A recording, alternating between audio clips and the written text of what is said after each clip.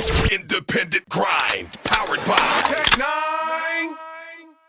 All right, we're on the phone with smrtdeath. I appreciate you joining us. We'll just start from the beginning. When do you get into music and where are you from? Yo, what's up? I'm from Canada, from a place called Winnipeg. It's like in the middle of Canada. People don't really know where it is. Nobody's ever heard of it. Sometimes they pretend. Don't you guys have a hockey team? Yeah, we got a hockey team. We just got it back like a few years ago. It's called the Jets. Okay.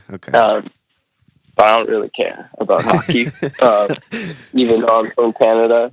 And I always like been into music. I like used to like play instruments and shit. Like I played drums when I was a kid and like played guitar and shit. But oh wait, can I curse or should I not curse? Not bad. Yeah, you could say whatever you want. Oh, okay. But then yeah, I guess I got into like rapping or like doing some sort of like vocal stuff. Like I don't know, maybe like 3 or 4 years ago, I first started like doing some stuff with it. Maybe a bit longer. And then gradually that morphed into like doing what I'm doing now. Whenever you first started making music, as far as like kind of this rap, experimental type music, did it always somewhat sound like this, or did it take a while to kind of find that sound? No, I definitely like went through some phases of other sounds before. But probably in the last like couple years, I kind of got to where I am now. And then I've just been like refining that. But before, like when I first started. Now, I always was like on some like doing some singing shit too, like at the same time. Yeah. But I definitely used to like try to rap pretty hard when I first started out. So like, yeah, you were trying to bring the bars, huh?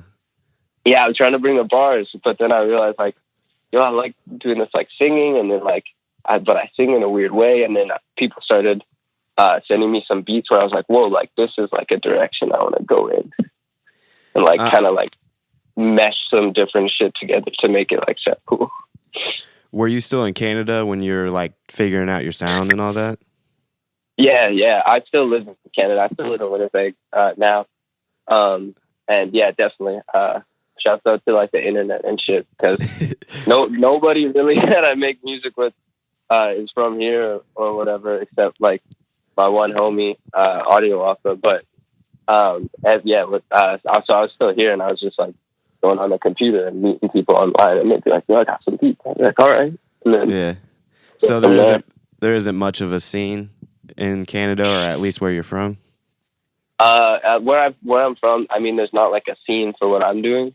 There's like a tight like punk scene and like like lots of bands and shit. But there's not really like nothing really similar to me. But like I fuck with the bands and shit, like they're tight. All my homies are in bands and stuff like that. I'm assuming just based on like your beat choice and how your music is, you probably grew up on like punk rock and kind of that lane of music, alternative and whatnot. Yeah. I used to also like hella fuck with pop punk, and I mean I always also grew up listening to like rap shit, but I always kind of gravitated towards the more like singy kind of stuff, which I only like realized in retrospect. Like I really like love like Nelly and like Ja Rule and shit.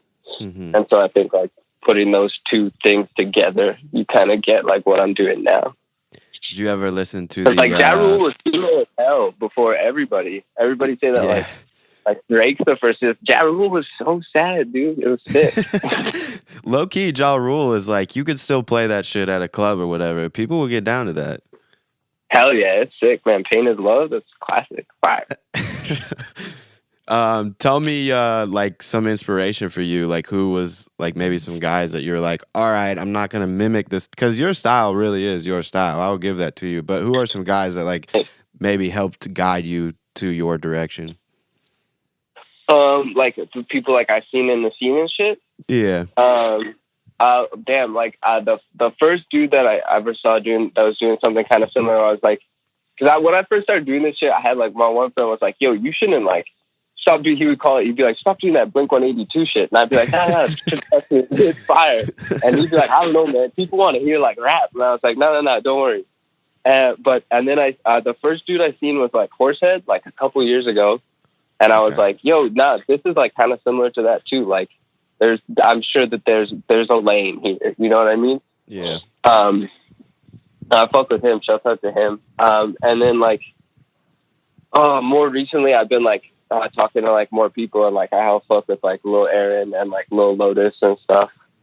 And yeah, and it's cool because it's starting to be like there's like more of a scene, but everybody's still like doing their own thing, but still kind of in like that. You know, it's like its own genre now almost. Yeah, it's crazy. I think I actually saw or like first heard of you off of Lil Aaron because I'm like a huge fan. We actually got an interview with him right when he dropped his project. So yeah, I get a lot of game off him, and you know, I ended up seeing him like a picture of you two together or whatever, and that's how I came across. And I'm just like you, like I'm real big into. I like rap and stuff, but the whole melodies and just all that, like that's kind of where I'm at. Did you ever listen to like Pop Goes Punk back in the day? Pop Goes Punk? Yeah. I don't know. That's ringing a bell in my head, but I can't think of what it is off top. You have to look it up. It was like basically just all just pop bands and shit, like going like to the punk scene, and they did a bunch of other shit, but that was interesting. Tell me, kind of relative. Yo, didn't they also do? Wasn't there also one that was like Pop Goes Crunk or something too? Yeah, that was one. That was like their biggest one, I think. That's so funny. That's like MySpace and shit. Oh yeah, that's how I heard about that. Lil Aaron, like, how do you link up with Lil Aaron? Is that just a LA thing? Yeah. I mean, I like started talking to him just like on Instagram first, actually. Mm-hmm. Actually, low key, I think Aaron first heard about me through my homie Matt Wolfdrawn. Shout out to him because they met, and he was like, "Yo, you gotta fuck with my man. He's the man." And he was like, "Oh shit, yeah, this dude is cool." And then we started talking online, and then when we were out in LA last, I met him, and then we ended up staying at his place for like 4 days. I ended up extending my stay and shit. Shouts out to him. He was like, met us 6 days later. We were like, didn't have a place to stay because whatever happened. He was like, yeah, come stay on the couch. Is that the famous mini mansion? The mini mansion, yeah. It is really the mini mansion. The first night, or maybe the second night we were there, we went to like a party there, and then the second night we were there, or whatever, the next night we went to a party there again. That's crazy. So you're making music. What is like your breakthrough before you go out to LA, or like what was your first breakthrough of like people kind of figuring you out? Damn, I don't really know if I guess like starting to get more traction. I kind of put out 2 videos that within like a month of each other, and they both started like going up, and then I started getting a lot more people hearing about me. It was a video for Everything, and the other videos I Don't Feel Anything. Okay. And they were 2 like songs that were like doing okay or whatever on SoundCloud, but then like both of the videos, they're like my 2 most viewed videos for sure, like by quite a bit. And one of those was on Elevator, one of those was on Sorry. And then yeah, like more people started hearing about me, and I started kind of, I guess, moving forward a little bit faster. Yeah, but I still haven't broke all the way through. I'm still kind of on that. Yeah, for sure. I actually saw the Starry one. I think that was actually the first one that I listened to because I follow them pretty heavily. The Everything song. Yeah. But that's cool. You got the elevator looks and everything. So when do you decide that I gotta like? How do you decide to come out to LA to visit, or however long you were there? Well, I was there for like originally I was going to go for a week, and then I ended up staying for like 10 days. So I was like, I was like getting shit done, and also I was just like, this is sick. Like I don't want to go back home, but I don't know. I just like wanted to go through. It was also like my friend's birthday, and so I went out there. Like I brought my girl and shit, and we like went and like did that whole thing, and then I like went and wanted to meet everybody and like make some music and shit. So I went and like met Aaron and through Aaron met Ari, and then actually shouts out to him too because Ari Y2K. I ended up staying on his couch for a minute too, and then met Charlie Shuffler too. Like made some music with him. But it was just like, I don't know, everybody's out there. It's like that. It's like the meme of like SoundCloud, like half of SoundCloud's in LA and the other half is like in a basement somewhere. You know what I mean? Yeah. No, that's the truth. Which is like, for real. Nah, so it's like I'm in the middle of nowhere making songs in my living room, and that's like what half the people are doing, or else they're all in LA. So it's like tight to go out there. I like played a couple shows and shit too. It was good to like meet people, and then it's cool to like go out there and then people they like know who you are already, and it's like, oh yeah, fuck with you, like let's go, that's sick. Yeah, I'm sure like a big quantity of your fan base is probably out in LA. I mean, that's where all this underground is basically LA, like you were saying. Yeah, no, my I think LA is like 1 or 2 in my stats on the SoundCloud stats when you like look at your most played cities or whatever. Yeah. That's cool that SoundCloud kind of gives you that option now. It's been helping a lot of these guys like be able to tour or at least put together a tour. Just look at the cities that, you know, you're getting some buzz from or whatever and get a show going. So you spoke on Lil Aaron. You spoke on Y2K. I saw this. This was kind of like one of your older songs, Lil Bo Weep. How does that feature come about? Is that just a reach out internet deal? I known her on Instagram since like before she even started making music. Oh, no shit. Just like on some like Instagram friend shit. And so then she started making music, and I don't even know. And then, yeah, somewhere along the line, I was just like, yo, let's like make a song. Yeah. But she's all over the place now. She's like traveling and shit. Yeah, she's kind of like I don't know if she's worldly known, but she's got the Australia deal going for her, and obviously over here. Yeah, she's sick though. Like her music is fire. Yeah, for sure. Tell me about this Bella Thorne track, because this got a lot of love. Produced by Charlie Shuffler, who is actually like one of my favorite producers in the game. The Bella Thorne thing is funny. Like the memes started popping off after that. Tell me about that track coming together and everything. So like for the last, like before I made that song, probably for the last like maybe month or something, just everybody on Twitter kept calling me Bella Thorne. Like I would like put something out and they would all like quote tweet it and be like, oh, I thought this was Bella Thorne, or like, oh, yo, this is like what Bella Thorne got a mustache, like all that shit, like all the time on Twitter.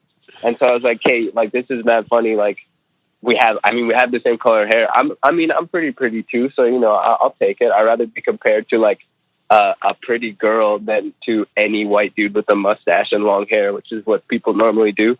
Yeah, that's facts right there. And so, and so I was like, you know, I'm like just like, you know, feed into this and make a song about it. And I actually made that when we were in LA.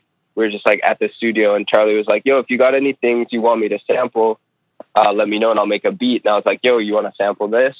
Which is Jimmy Eat World. And he was like, hell yeah. And he just made the beat on the spot, and we made the song right then. And yeah, it went off pretty good. I think people liked it.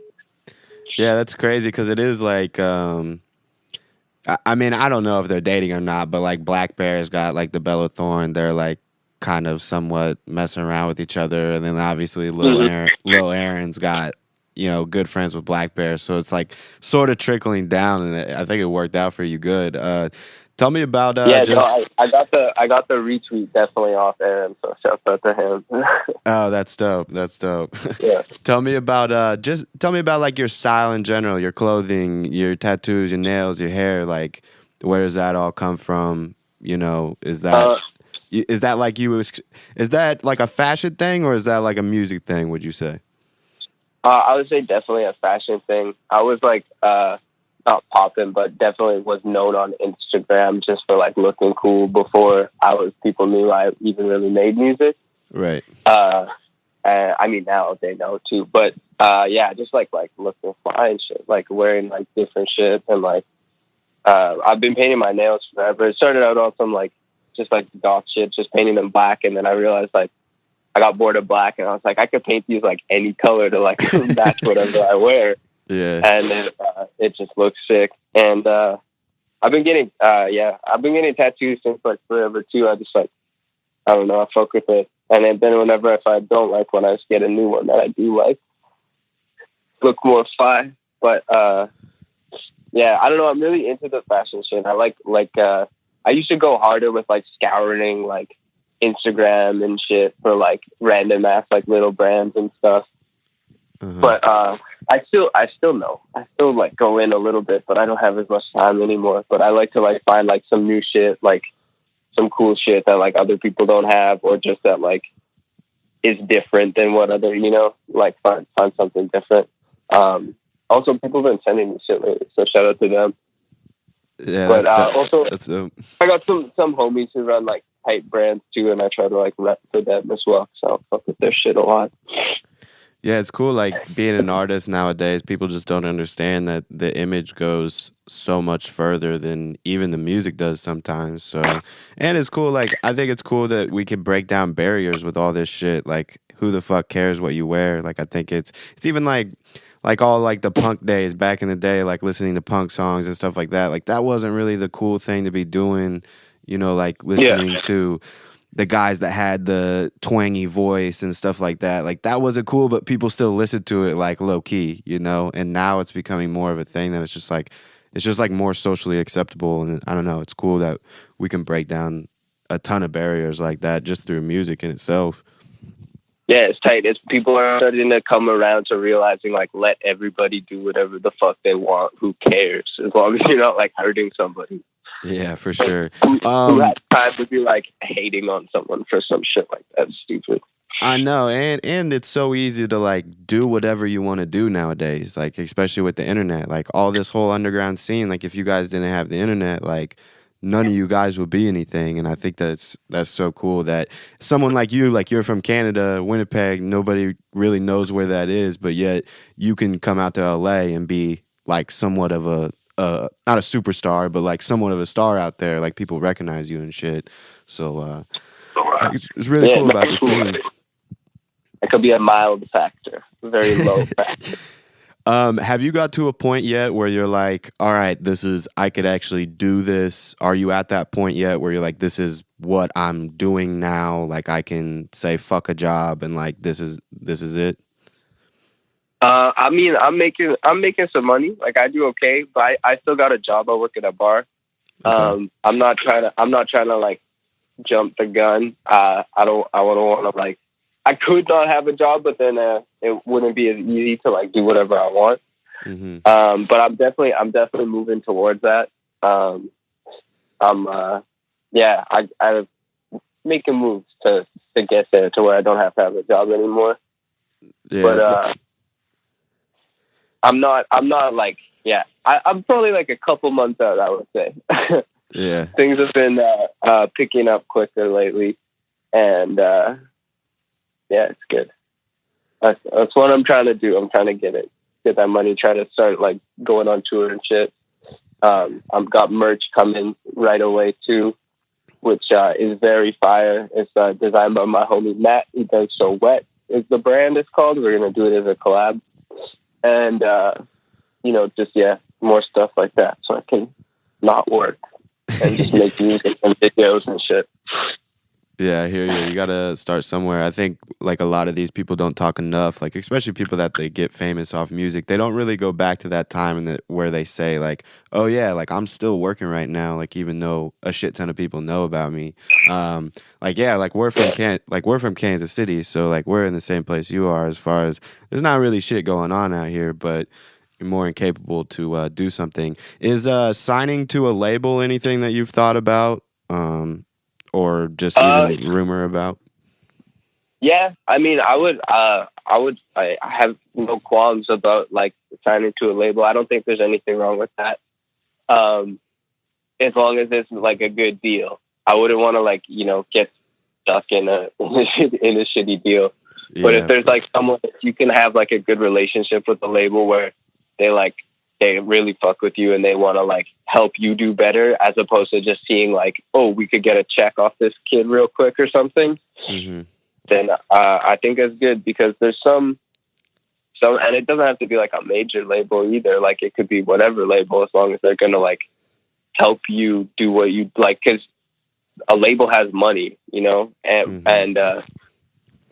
but you don't want to just get like a big ass advance and then owe a label a bunch of money. You want to have like a mutually beneficial relationship.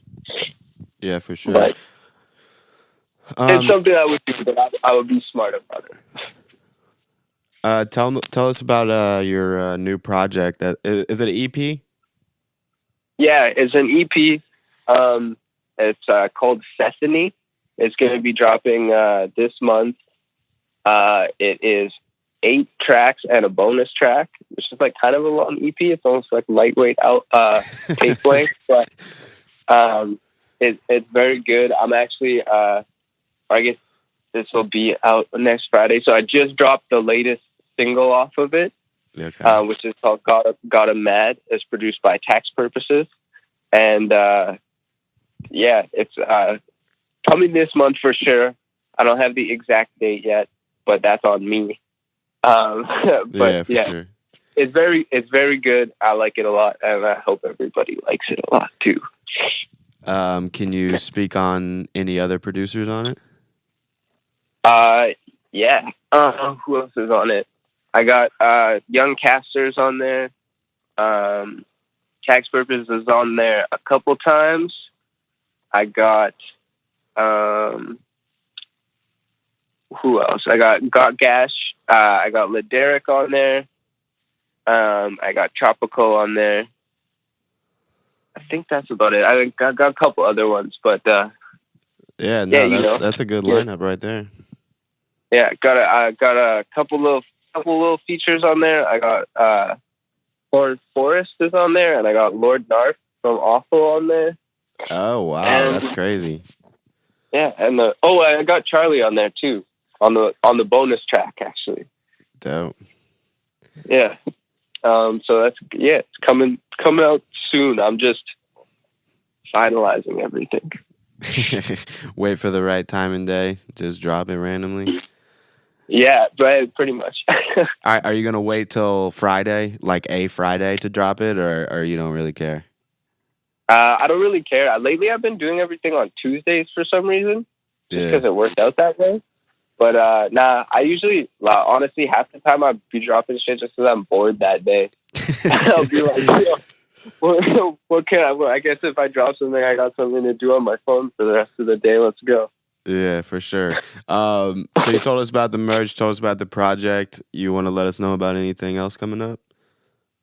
I got me and Lil Lotus are working on a collab project, which that we don't have any sort of timeline for it, but we're working on it. It's coming. I got some music that I made with Aaron that might come out sometime. Okay. And me and Y2K, we just put out a song called Porcelain last week, which is really good. Everybody should check it out. And we did another one too, which I'm not 100% sure when it's gonna come out, but it exists. And then I got mad music. I have so much that I'm starting to lose track. So I'm gonna be putting a bunch out in the next couple of months so that I can contain it again. It becomes a little more manageable. This is the genius, Chris Calico. Cali, baby. Letting you know you're tuned into Tech Nine's independent grind on Dash Radio.